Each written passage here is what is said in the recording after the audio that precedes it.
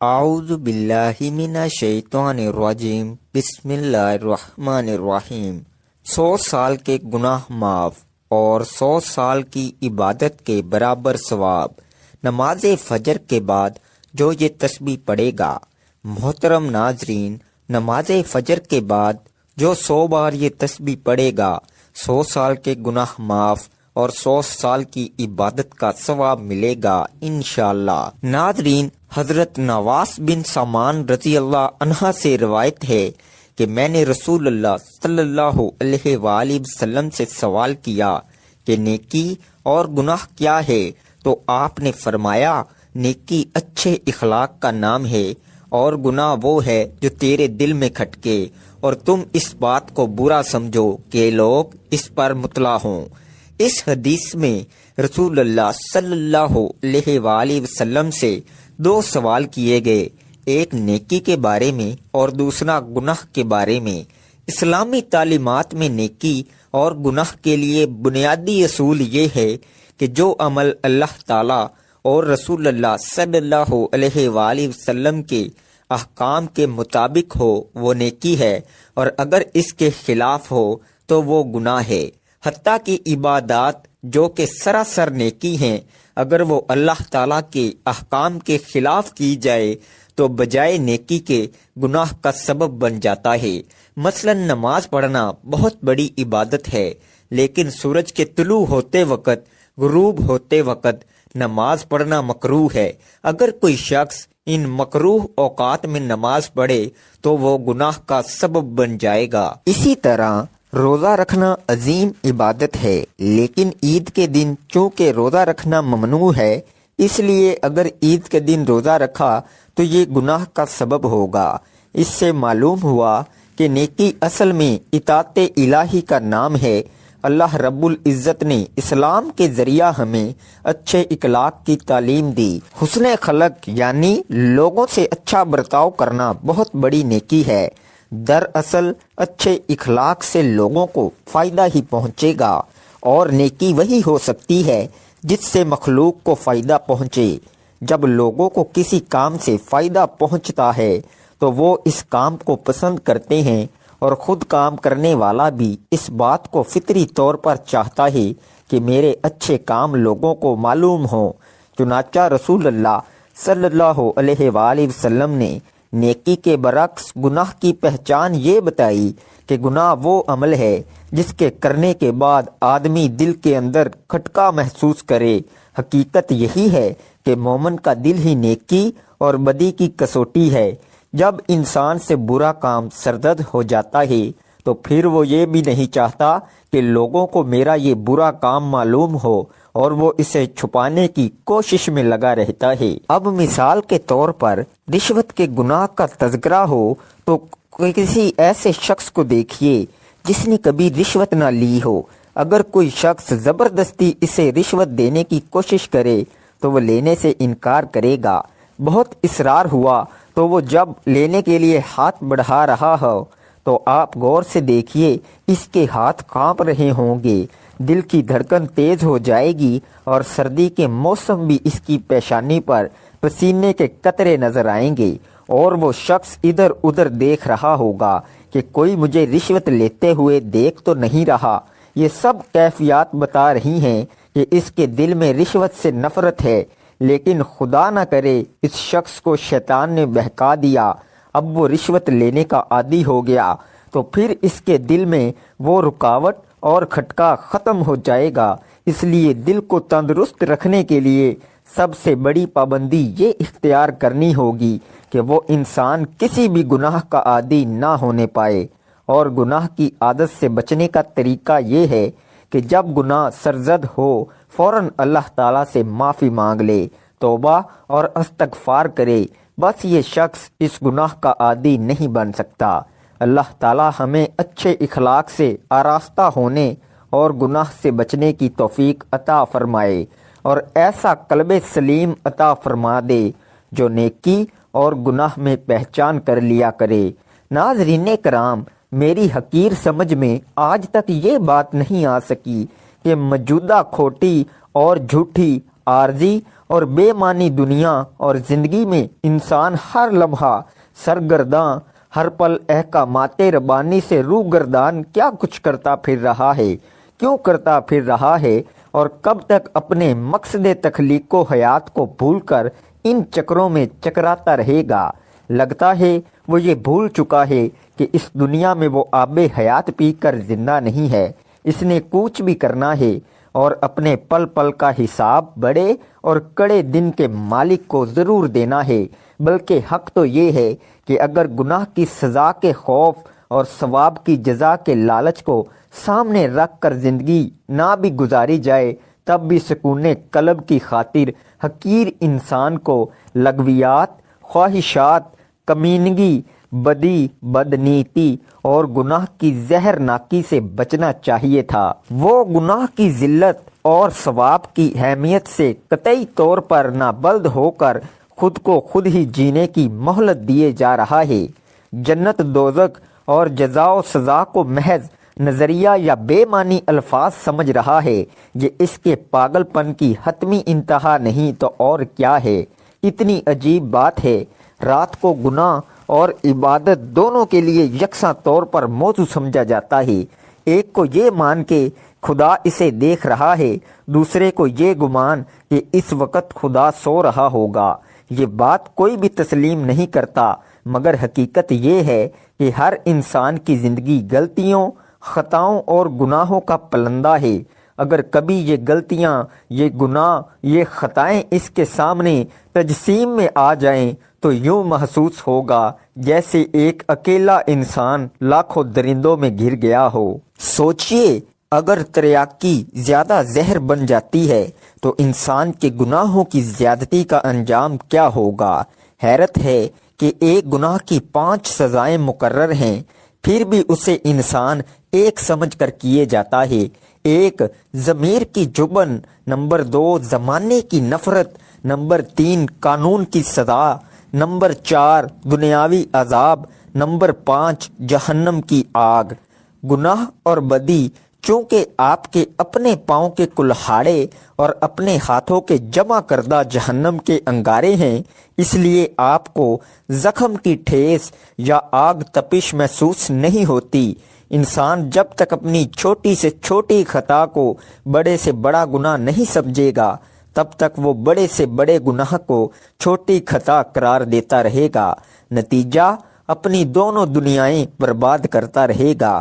گناہ کے گناہ ہونے کی اس سے بڑی دلیل اور کیا ہو سکتی ہے کہ اسے چھپ کر کرنا پڑتا ہے۔ جس طرح زہر کھانے سے آپ خود بچتے ہیں، آپ کے ہاتھ سے کوئی چھیننے نہیں آتا، اس طرح گناہ اور بدی سے بھی آپ نے خود ہی بچنا ہوگا۔ حیرت ہے، سودا لیتے وقت ہم جس دکاندار سے ایک بار دھوکہ کھا لیتے ہیں دوبارہ اس سے سودا لینے کی غلطی نہیں کرتے، مگر عام روزمرہ کی زندگی میں جو غلطیاں اور گناہ بار بار کرتے ہیں اس سے توبہ طائب نہیں ہوتے۔ گناہ گاروں کو اللہ تعالیٰ بدی کا دائرہ مکمل کرنے کے لیے جو مہلت عطا فرماتا ہے وہ اسے اپنی زندگی سمجھ بیٹھتے ہیں، حالانکہ اس عرصے میں دراصل ان پر نیکی کا عمل سا قحط کر دیا جاتا ہے۔ کوئی بھی شخص اپنا گناہ اور بدی بدکاری کو تسلیم نہیں کرتا، اس لیے کہ کسی کو اپنی گندگی سے بدبو نہیں آتی۔ بظاہر گناہ گار شخص اپنی تمام تر اخلاقیات کو روکتا ہوا گناہ کر گزرنے کو اپنی بہادری کا کارنامہ سمجھتا ہے، جبکہ اصل میں یہ اس کی روز حشر کے کڑے اور بڑے حساب سے بچنے پر سارا زور صرف کر دینے کی صلاح حاصل ہے۔ لوگوں کا عقیدہ ہے جنت دوزخ کا تصور محض عقیدہ ہے، حقیقت میں کچھ نہیں ہے، حالانکہ یہ ان کا ذاتی فلسفہ یا فتویٰ ہو سکتا ہے۔ دونوں حقیقتیں اپنی جگہ پر موجود ہیں۔ جنت دوزخ کی مختصر تعریف یہ ہے کہ ہمارا ہر سانس خالق کی جانب سے ایک کرم ہے، جواباً ہمارا ہر سانس ناشکری کا ایک سلسلہ جاریہ ہے اور یہی گناہ عظیم ہے۔ دنیا میں بھاری ترین عمل نیکی کرنا ہے، جو اس راہ پر آ گیا اسے آخرت میں دوزخ کا کیا خوف۔ درج ذیل الفاظ میں بظاہر بہت معمولی فرق ہے، لیکن ان کے ترجمے کا آپس میں عدل بدل جانا چند لمحوں میں جنت اور دوزخ کا فرق پیدا کر دیتا ہے۔ جب خود آگاہی گمراہی میں تبدیل ہو جاتی ہے، مان گمان میں بدل جاتا ہے، نیک نیتی بد نیتی میں ڈھل جاتی ہے، فنا کو بقا سمجھ لیا جاتا ہے۔ محترم ناظرین، کتاب و سنت کے مطالعے سے یہ بات معلوم ہوتی ہے کہ گناہ انسانی زندگی پر منفی اثرات مرتب کرتا ہے، اور گناہوں کی ہلاکت خیزی اس قدر شدید ہے کہ انسان کی زندگی میں آنے والی جملہ تکالیف ان سے انتہائی گہرا تعلق رکھتی ہیں۔ اللہ تبارک و تعالی سورہ شورى کی آیت نمبر 30 میں ارشاد فرماتے ہیں، اور جو بھی تمہیں کوئی مصیبت پہنچتی ہے تو وہ اسی کی وجہ سے ہے جو تمہارے ہاتھوں نے کمایا، اور وہ درگزر کر دیتا ہے بہت سی باتوں سے۔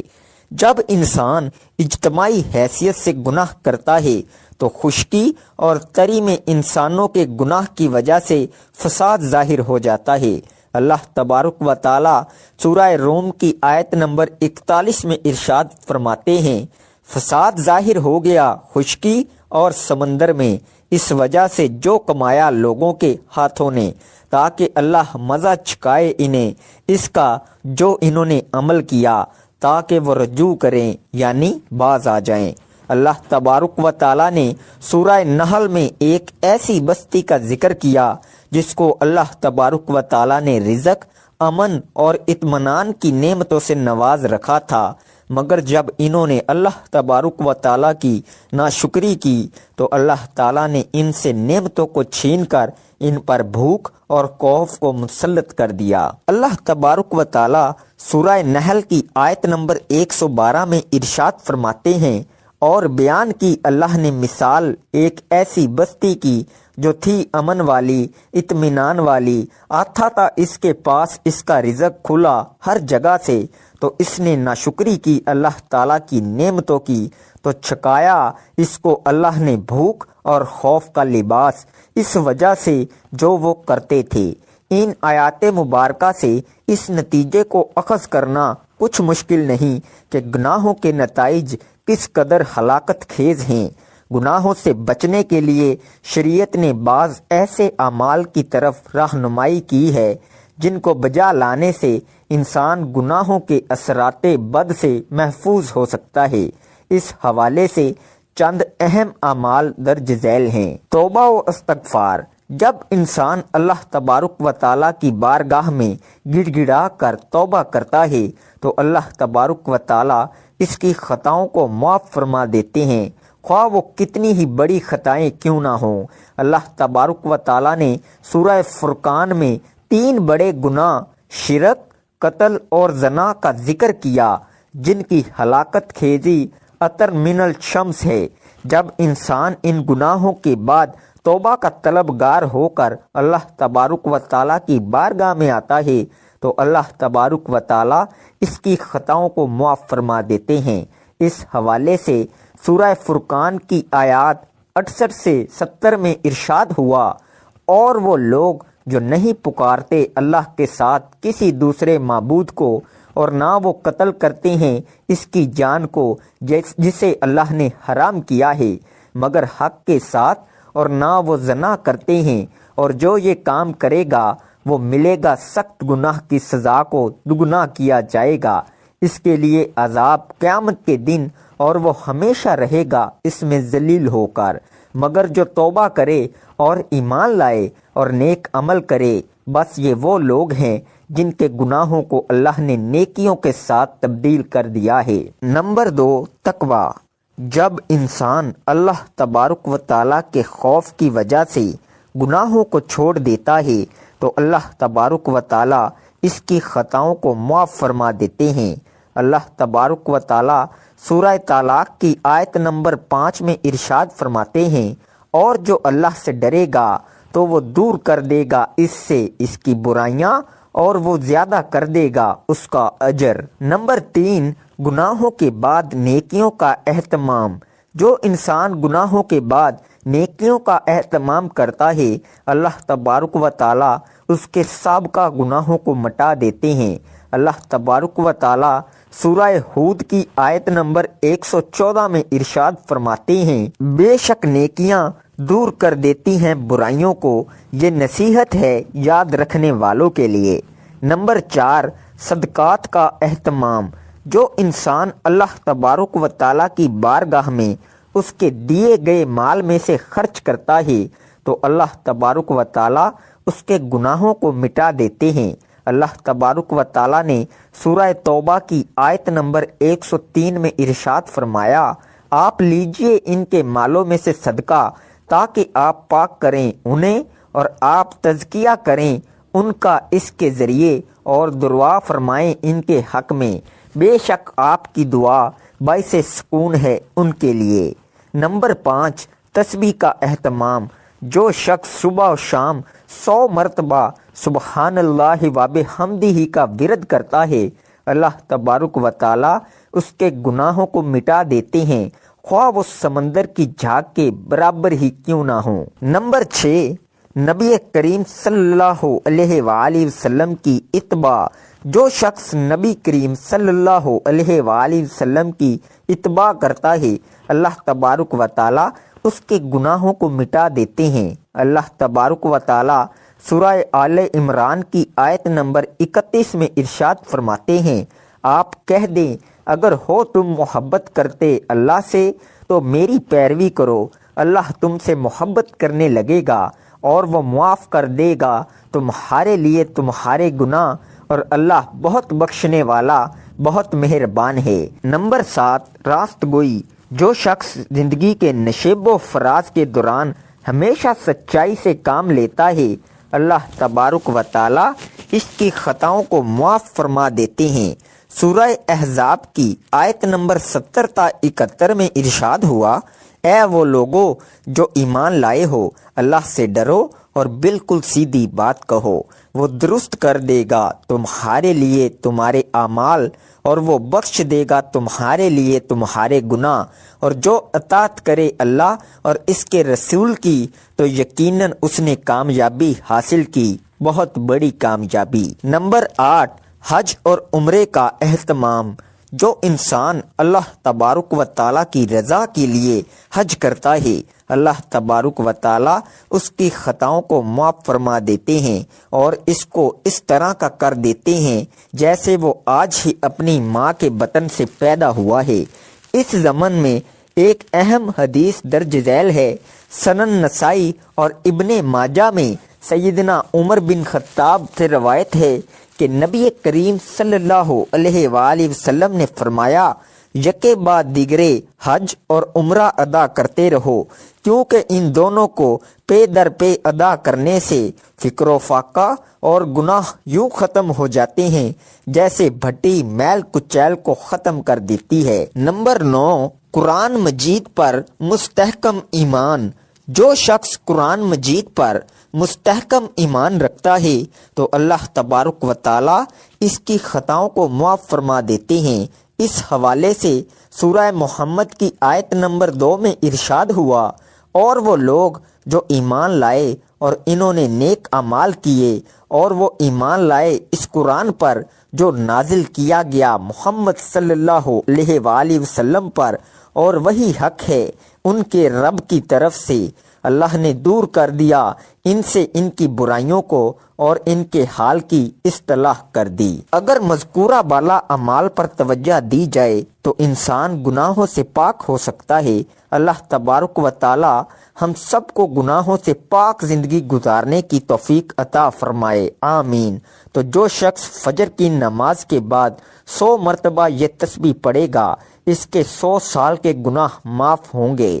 200 مرتبہ پڑھے گا، 200 سال کے گناہ معاف۔ اگر پورے دل سے پڑھ کر اگر آپ 100 کروڑ بھی مانگیں گے تو اللہ تعالیٰ آپ کو 100 ارب دے گا۔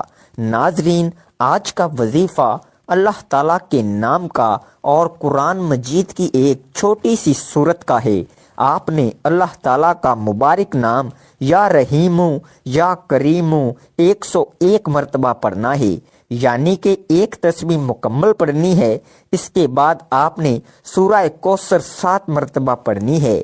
انا اعطیناک الکوثر فصلی لربک وانحر ان شانئک ھو الابتر۔ سورہ کوثر پڑھنے کے بعد آپ نے ایک تسبیح درود پاک کی پڑھنی ہے۔